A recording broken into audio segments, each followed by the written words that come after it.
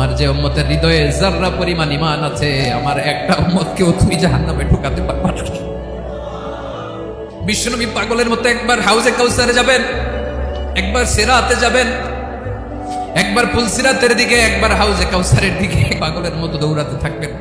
তার কোনো গুনাহগার উম্মত যাতে জাহান্নামে ঢুকে না যায়, সেদিন কেউ সুপারিশ করতে পারবে না বিশ্বনবী ছাড়া। সেদিন বিশ্বনবী ছাড়া কেউ সুপারিশ করতে পারবে না। 5 নম্বর আল্লাহ বললেন, মান যাল্লাযী ইয়াশফাউ ইনদাহু ইল্লা বিইذনি, কে আছে সুপারিশ করবে আল্লাহর সামনে? আর আপনি আপনার বাবার দরবারে যে এসে যাবেন, হ্যাঁ, ইব্রাহিম আলাইহিস সালাম থারথার করে কাঁপবে আর বলবে নাফসি নাফসি, আল্লাহ আমারে বাঁচাও। মুসা আলাইহিস সালাম থারথার করে কাঁপবে, আল্লাহ নাফসি নাফসি, আমারে বাঁচাও। আর আপনি পীরের দরবারে যে এসে যাবেন, কোথায় আছেন আপনি? খবরদার, কেউ বাঁচাতে পারবে না। যাকে ইল্লা আল্লাহ যাকে অনুমতি দেন, বিশ্বনবীকে দিবেন, নবীদেরকে দিবেন, এরপরে আল্লাহ তার স্পেশাল ওয়ালিদেরকে, মুত্তাকিনদেরকে, শহীদদেরকে, সিলেক্টেড বান্দাদেরকে দিবেন। কিন্তু কাকে দিবেন, কার জন্য দিবেন, দুনিয়ার কেউ জানে না একজন ছাড়া, তিনি কে? আল্লাহর ওয়ালিদেরকে, নেককার লোকদেরকে আল্লাহ সুপারিশের অনুমতি দিবেন। কিন্তু আপনি যারে মানেন, যার পায়ে সেজদায় লুটিয়ে পড়ে থাকে, তারে যে আল্লাহ দিবেন, এটার কোনো গ্যারান্টি আছে? কথা বলেন। এজন্য জপতে হবে একজনের নাম, আওয়াজ করে বলুন, তিনি কে? আয়াতুল কুরসির 5 নাম্বার কথা হচ্ছে, সেদিন কেউ কারো উপকারে আসবে না, সুপারিশ করার সুযোগ পাবে না, আল্লাহ যাকে অনুমতি দেয় তিনি ছাড়া। আল্লাহ যদি কাউকে দয়া করে অনুমতি দেয় তাহলে করতে পারবে, তাহলে পারবে। সেই কিয়ামতের দিনটা বড্ড ভয়ঙ্কর, কেউ সুপারিশ করার সাহস পাবে না। আরে আমার অবস্থা কি আমি জানি না, আমি আবার কারোর জন্য সুপারিশ করব? কথা বুঝেন নাই? আমার কি হবে আমি জানি, তা আমি আরেকজনকে নিয়ে টেনশন করার সুযোগ কোথায়? ইয়া নাফসি ইয়া নাফসি, আল্লাহ আমারে বাঁচাও, আমারে বাঁচাও, আমারে বাঁচাও। কাঁদতে কাঁদতে মানুষ হয়রান হয়ে যাবে, এ নাকি আবার আরেকজনের বাঁচাও। বিশ্বনবী বলেন, বিশ্বনবী একবার ছাগলের রান খাচ্ছিলেন, রান খেতে খেতে বিশ্বনবী বলেন, আনা সাইয়্যিদুন নাস ইয়াউমাল কিয়ামাহ, আমি কিয়ামতের দিন সর্বশ্রেষ্ঠ হব, মানুষের মধ্যে সর্বশ্রেষ্ঠ সেরা আমি বিশ্বনবী। আলহামদুলিল্লাহ।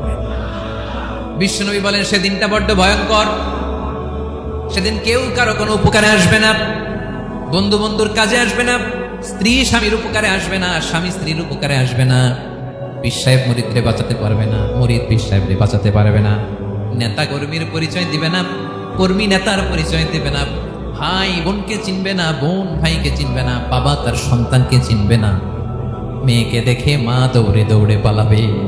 বড্ড ভয়ঙ্কর দিন। বিশ্বনবী বলবেন, জমিনটা এখনকার মতো থাকবে না, পুরো জমিনটা সমান হয়ে যাবে, ফ্ল্যাট। এখন তো গোল, তখন ফ্ল্যাট। সবাই এক জমিনের উপরে দাঁড়াবে, সূর্যটা মাথার কাছে চলে আসবে, সূর্যের গরমে মানুষের মাথার মগজ গলে গলে কানের ছিদ্র, নাকের ছিদ্র দিয়ে বেয়ে বেয়ে পড়বে। আহ, সবাই হয়রান, পেরেশান, ক্লান্ত শ্রান্ত। মানুষগুলো বলবে বাঁচার কোনো উপায় নাই। 50,000 বছর মানুষ এরকম দৌড়াবে, চিৎকার করবে, কাঁদবে, বাঁচার কোনো উপায় নাই। সবাই বলবে, আহ, আল্লাহ যদি বিচারটা শুরু করতো, যা হবার হবে, আগে বিচার শুরু করতো। বিচারই শুরু হয় না, বিচার শুরু হইতেই 50,000 বছর। আল্লাহ, 50,000 বছর, 5,000, 15,000 না, 50,000 বছরের পূজা। মানুষগুলো কাঁদতে কাঁদতে বলবে, চলো আমরা আদম আলাইহিস সালামের কাছে যাই, যেন আল্লাহর যে সুপারিশ করে, আল্লাহ আপনি বিচার শুরু করেন। কিয়ামতের ময়দানে সবাই মিলে সাইয়েদনা আদম আলাইহিস সালামের কাছে যেয়ে বলবে, ইয়া আবাল বাশার ইয়া আউয়ালাল আম্বিয়া, ও আদম নবী, আপনি দুনিয়ার বুকে প্রথম নবী, আল্লাহ নিজ হাতে আপনারে 60 হাত লম্বা করে বানিয়েছেন, আপনার সম্মানে ফেরেশতাদেরকে সেজদা দিতে বলেছেন, দুনিয়ার প্রথম নবী, প্রথম মানুষ আপনি, আপনি আল্লাহর যে সুপারিশ করেন যেন আল্লাহ বিচার শুরু করে। আদম আলাইহিস সালাম বলবেন, আমি পারবো না, মাফ করো আমাকে, আমি পারবো না।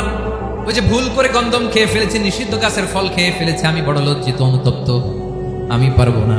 আজকে আল্লাহ এত রাগান্বিত হয়েছে, আগে কখনো আল্লাহ এত রাগান্বিত হয় নাই, ভবিষ্যতে আল্লাহ কখনো এত রাগান্বিত হবে না, আমি পারবো না। এক কাজ করো, তোমরা নূহ আলাইহিস সালামের কাছে যাও।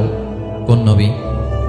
লোকেরা এবার পাগলের মতো দৌড়াতে দৌড়াতে আল্লাহর নবী নূহ আলাইহিস সালামের কাছে যেয়ে বলবে, ইয়া নবী আল্লাহ নূহ, আনতা আউয়ালুর রাসূলি ফিল আরদ, আপনি জমিনে প্রথম রাসূল। আদম আলাইহিস সালাম নবী ছিলেন, রাসূল ছিলেন না, এই দুনিয়ার বুকে প্রথম রাসূল ছিলেন আল্লাহর নবী নূহ আলাইহিস সালাম। সবাই বলবে, ও নবী আল্লাহ নূহ, রাসূল আল্লাহ নূহ, আল্লাহ আপনাকে আবদান শাকুরা, শুকরগুজার বান্দা বলে কোরআনে বলেছে। কোরআনে নূহ আলাইহিস সালামের নামেও সূরা আছে না নাই? আপনি আল্লাহর প্রিয় বান্দা, প্রিয় রাসূল। দেখেন আমাদের কি দশা, ঘামতে ঘামতে শেষ, জমিনটা তামার জমিন, সূর্যটা মাথার কাছে, কি করবো আর পারি না, ঘামতে ঘামতে আর কত ঘামবো, কত দাঁড়িয়ে থাকবো। আল্লাহরে যে বলেন বিচার যেন শুরু করে। নূহ আলাইহিস সালাম বলবেন আমিও পারবো না, আমিও পারবো না, আমি আমার ছেলের জন্য এক কথা বলে ভুল করে ফেলছি। যখন মহাপ্লাবন হবে আমি বললাম আল্লাহ আমার কলিজার টুকরা সন্তান রে বাঁচান। আল্লাহ বললেন ও নূহ সে তোমার সন্তান না, কারণ সে ঈমান আনে নাই, সে পাহাড়ের উপর দাঁড়িয়েছে, দেখি কেমনে সে বাঁচে। ওই যে আমি একটা না বুঝে আবদার করেছি, আল্লাহ আমার উপর রেগে গিয়েছিলেন। আজকে আল্লাহ ওই ব্যাপারে যদি আমারে প্রশ্ন করে আমার কোনো জবাব নেই, আমি পারবো না, মাফ করো। তোমরা সবাই মিলে আল্লাহর খালিল ইব্রাহিম আলাইহিস সালামের কাছে যাও। লোকগুলো পাগলের মতো খুঁজতে আরম্ভ করবে, অযুত লক্ষ নিযুত কোটি মানুষের ভিড়ে আল্লাহর খালিল ইব্রাহিমকে যে বলবে ইয়া খালিলুল্লাহ, ও আল্লাহর খালিল, আল্লাহ আপনাকে বড্ড ভালোবেসেছেন, আপনি কাবা বানিয়েছেন, আল্লাহ আপনাকে বড্ড পছন্দ করেন। দেখেন আমাদের কি অবস্থা, আপনি যে আল্লাহর কাছে সুপারিশ করেন যেন আল্লাহ আজকে বিচার শুরু করে। আল্লাহর নবী ইব্রাহিম বলবেন আমিও পারবো না, আমি আমার জীবদ্দশায় 3টা মিথ্যা বলেছি। কয়টা? আসলে মিথ্যা না, একটু টুইস্ট করে কৌশল করে কথা বলেছিলেন, ওইটাকে হাদিসে মিথ্যা বলা হয়েছে। আমি জীবনে 3টা মিথ্যা বলেছি, জীবন বাঁচানোর তাগিদে কৌশল করে 3টা কথা বলেছি। আজকের এই কঠিন ময়দানে আল্লাহ যদি ওই 3টা কথার ব্যাপারে জিজ্ঞেস করে, লজ্জায় আমি মাথা দেখাতে পারবো না, আমিও পারবো না, আমিও পারবো না। আজকে আল্লাহ এত রেগে আছে, আগে কখনো এত রাগে নাই, পরেও রাখবে না। তোমরা সবাই মিলে বনি ইসরাইলের নবী মুসা আলাইহিস সালামের কাছে যাও। সবাই এবার যাবে মুসা আলাইহিস সালামের কাছে, যেয়ে বলবে ইয়া নবী আল্লাহ মুসা, আপনি ছিলেন কালিমুল্লাহ, আল্লাহর সাথে সরাসরি কথা বলতেন, রব্বুল আলামিন আপনাকে তাওরাত কিতাব দিয়েছেন, আপনি যে একটু সুপারিশ করেন। আল্লাহর নবী মুসা বলবেন মাফ করো, আমিও পারবো না, আমি দুনিয়ার বুকে ভুল করে একটা মানুষকে মেরে ফেলেছি। আমি মারছিলাম আদব শিক্ষা দেওয়ার জন্য এক থাপ্পড়, এই থাপ্পড়ে যে লোক মরেই যাবে আমি জানতাম না। আজকে আল্লাহ যদি জিজ্ঞেস করে কেন মারলা, জবাব আছে? ওই লজ্জায় আমি অনুতপ্ত, আমি পারবো না, আমার এই কথা বলো না। আজকে আল্লাহ বড্ড রেগে আছে, আমি পারবো না। তোমরা আল্লাহর নবী ঈসা আলাইহিস সালামের কাছে যাও। কিয়ামতের ময়দানে মানুষগুলো পাগল পাড়া হয়ে আল্লাহর নবী ঈসা আলাইহিস সালামের কাছে যাবে, যে বলবে নবী ঈসা আপনি রূহুল্লাহ, বাবা ছাড়া আল্লাহ আপনাকে বানিয়েছেন, ইনজিল কিতাব দিয়েছেন, মৃত মানুষকে আপনি জীবিত করতে পারতেন। আজকের এই কঠিন বিপদের দিনে আপনি আমাদের সাহায্য করেন। আল্লাহর কাছে যে বলেন যেন বিচার শুরু করে। ঈসা আলাইহিস সালাম বলবেন আমিও পারবো না, ইন্নী উবিদতু মিন দুনিল্লাহ, আমার উম্মত খ্রিস্টানেরা আল্লাহরে বাদ দিয়ে আমি ঈসার ইবাদত করেছে। আমার মা ম্যারি আর আমাকে ডাকতো জেসাস ক্রাইস্ট, আমার ইবাদত করেছে, যদিও আমি আমার ইবাদত করতে বলি না। ঈসা আলাইহিস সালামও ইবাদত করতে বলেছেন একজনের, তিনি কে? আল্লাহর নবী ঈসা আলাইহিস সালাম বলবেন আমিও পারবো না। আজকে আল্লাহ অনেক রেগে আছে, আমি পারবো না, তবে একটা পরামর্শ দিতে পারি, একটা সাজেশন দিতে পারি। আজকের দিনে এই কঠিন মুসিবতের কালে, এই কঠিন সময়ে কেউ আল্লাহর দরবারে দাঁড়িয়ে একটা টু শব্দ করার ক্ষমতা কারো নাই, একমাত্র আখিরি জামানার পয়গম্বর বিশ্বনবী মুহাম্মদুর রাসূলুল্লাহ ছাড়া। মানুষগুলো এবার আগুনের মধ্যে পানি দিলে যেমনি আগুন নিভে যায়, দাউ দাউ করা হৃদয়ে জ্বলন্ত আগুন তাদের ঠান্ডা হবে। কিয়ামতের ময়দানে ওই বিভীষিকাময় সময়ে মুসিবতের কালে মানুষগুলো পাগল হয়ে বিশ্বনবীকে খুঁজতে আরম্ভ করবে। সবাই মিলে বিশ্বনবীর কাছে যে বলবে ইয়া রাহমাতাল লিল আলামিন, ইয়া খাতামান নবীন, রাহমাতাল লিল আলামিন। দেখেন আমাদের কি অবস্থা, কি কঠিন বিপদে আমরা আছি, দাঁড়াতে পারি না, সূর্যের আলোতে ঘেমে হয়রান।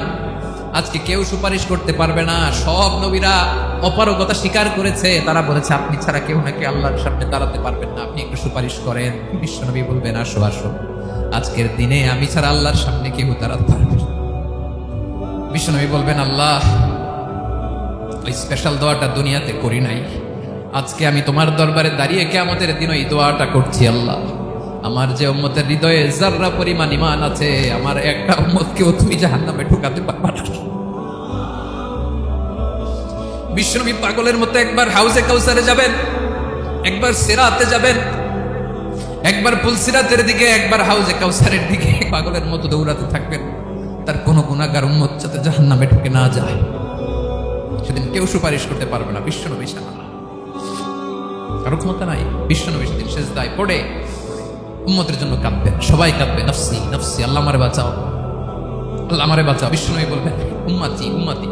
বিশ্বনবী আমার জন্য কাঁদবেন, আপনার জন্য কাঁদবেন, আমাদের জন্য সেদিন কেঁদে কেঁদে জাহান্নামের দরজায় দাঁড়িয়ে আমাদেরকে টেনে টেনে জান্নাতে ঢুকাবেন। এজন্য এই বিশ্বনবীর ভালোবাসা যেন আমাদের হৃদয়ে ভরপুর থাকে। আমার ভাইয়েরা, প্রতি শুক্রবার বিশ্বনবীর উপরে বেশি বেশি যেন আমরা দুরূদ পড়ি। আমরা যখন বিশ্বনবীর সালাম দেই, দুরূদ পড়ি, একদল স্পেশাল ফেরেশতা আছে যারা বিশ্বনবীর দুধটা নিয়ে সরাসরি বিশ্বনবীর রওজায় যায়, যে বলে অমুকের বেটা অমুক আপনারে সালাম দিয়েছে। বিশ্বনবী নিজ কবরের থেকে নিজেই সালামের উত্তর দেয়। বিশ্বনবীর ভালোবাসা যেন আমাদের হৃদয়ে থাকে, বিশ্বনবীর সুন্নাহ দিয়ে যেন আমাদের জীবনটাকে সাজাই, পারা যাবে ইনশাআল্লাহ।